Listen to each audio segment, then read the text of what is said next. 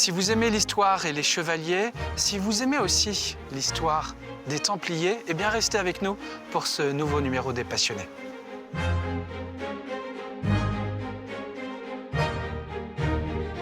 Qui êtes-vous, Jean-Luc?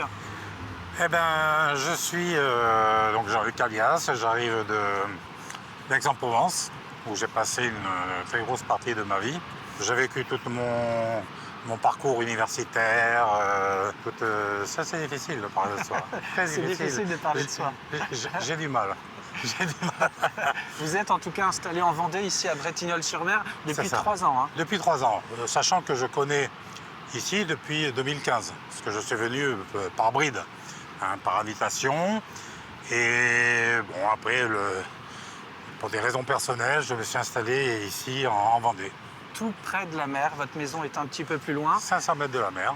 Alors vous, Jean-Luc, vous êtes un ancien comptable amoureux de l'histoire, mais plus particulièrement de cette période, celle des Templiers. On va y revenir ensemble. D'abord, est-ce que vous vous sentez bien ici en Vendée? Ça fait 3 ans. Ah, très bien, parce que c'est quand même un département, voire une région, qui est très diversifiée. Une province. Voilà. Vous avez des bocages, vous avez l'océan.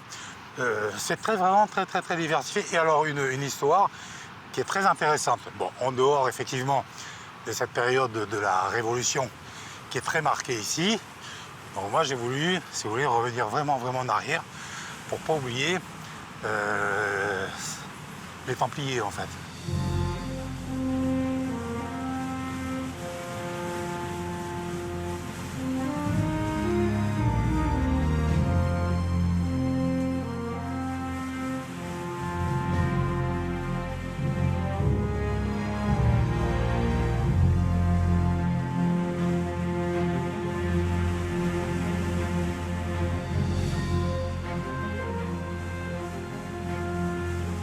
Les Templiers de Vendée, on va y revenir, Jean-Luc. Oui. Cette passion que vous avez pour les Templiers, elle remonte à quand? C'est déjà la passion pour l'histoire qui vous anime depuis peut-être l'enfance, l'adolescence, racontez? Alors, l'enfance, oui, parce que quand j'étais en école primaire comme tout le monde, j'étais passionné quand le maître nous parlait de chevaliers. Ah. Voilà, alors je commençais non seulement à l'écouter, mais à dessiner des chevaliers. Voilà. Après, quand je suis parti en secondaire, je crois que c'est la période de 5 ou 4e, quand on parle du Moyen-Âge, j'étais vraiment à l'écoute. Depuis plusieurs décennies, peut-être une trentaine d'années, vous fouillez, vous cherchez, vous allez sur les traces des Templiers un peu partout. Qu'est-ce qui vous plaît le plus chez ces Templiers? C'est quoi leur valeur? Leur valeur de chevalerie, effectivement, la protection de l'autre. Hein, le courage au combat et surtout, je dis, la chevalerie reliée, bien entendu, à la prière. Ce qui est en fait un petit peu... C'est un peu paradoxal. On a la Bible d'un côté et l'épée de l'autre. Donc, moi, ça m'a bien séduit, peut-être comme ici les chevaliers de la Garnache, les seigneurs de la Garnache, de Commequier, ont été séduits justement par ces valeurs qui étaient nouvelles à l'époque. À l'époque, on combattait, c'était tout. Et d'un côté, même s'il y avait la croyance qui était là, hein, mais d'associer les deux, c'est un concept qui a beaucoup plu ici. Ici et ailleurs d'ailleurs.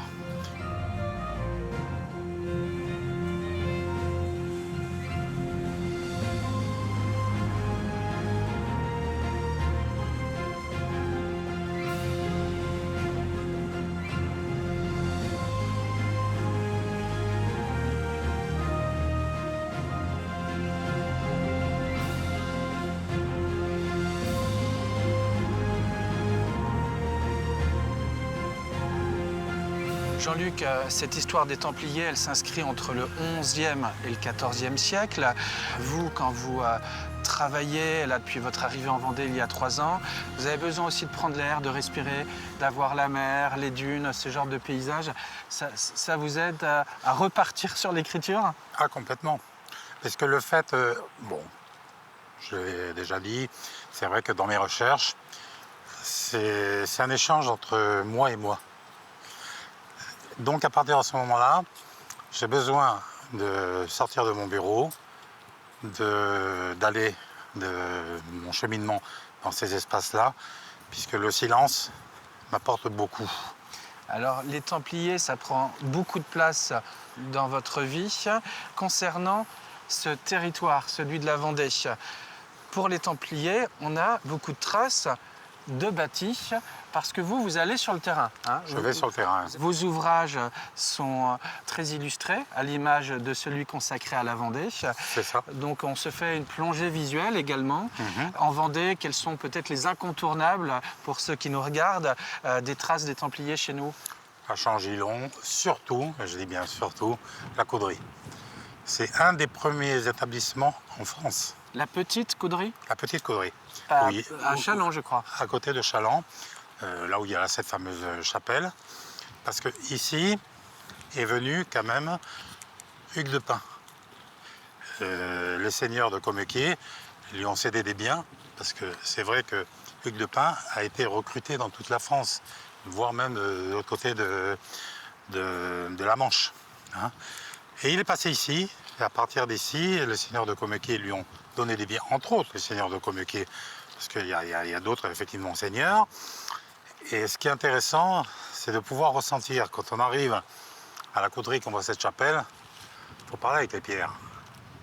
Et les pierres me disent, oui, le créateur du temple est passé par ici.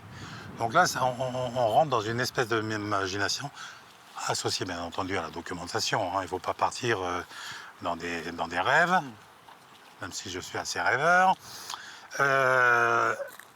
Ici, voilà, le premier point à aller voir, c'est surtout la Cauderie. Les Templiers ont transformé votre vie. Ils vous ont appris quoi? Plein de choses. Comme je l'ai dit, le principe de la chevalerie, la base de la chevalerie. Et en même temps, ils m'ont appris aussi au niveau de la religion chrétienne, puisque il ne faut pas oublier que les Templiers, à la base, j'allais presque dire, ce sont des moines cisterciens avec une épée. Pourquoi? Parce que celui qui a écrit leurs règles, c'est quand même Saint Bernard de Clairvaux, qui était un moine cistercien. D'accord?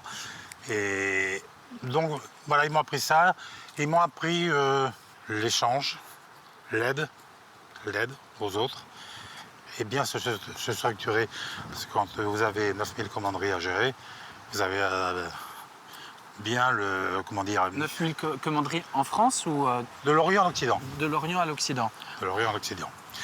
Et il faut, pour gérer tout ceci, il faut une structure qui soit très bien fondée. Vous en apprenez toujours sur les Templiers? Oui. Hein? Tout le temps. Tout le temps.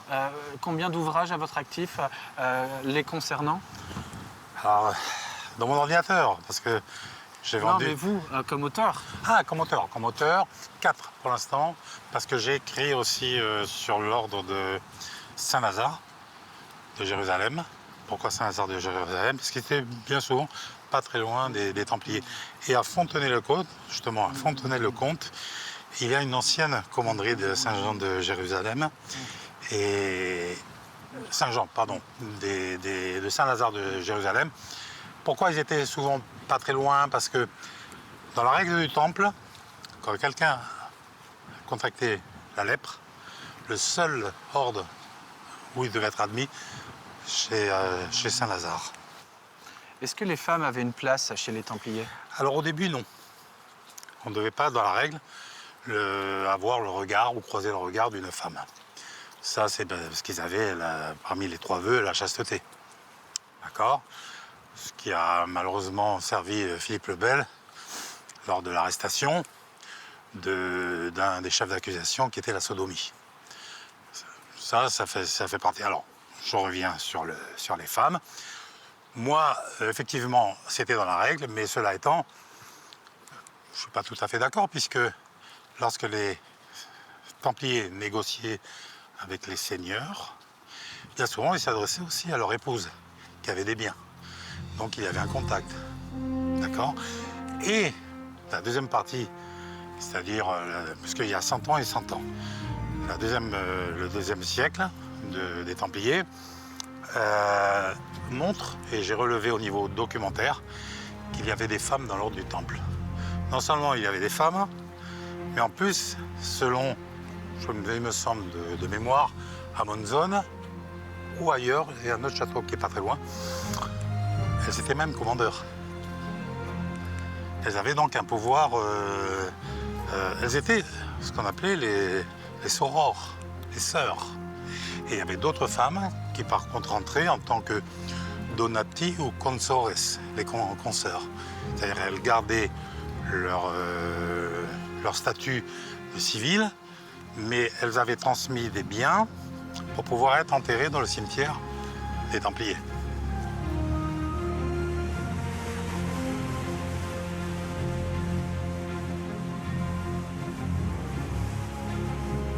Jean-Luc, les chevaliers, les Templiers captivent tout autant aujourd'hui que dans le passé. On le voit bien avec, par exemple, le Puy du Fou, ces jeunes garçons qui rêvent de cap et d'épée, ces films qui ont un franc succès.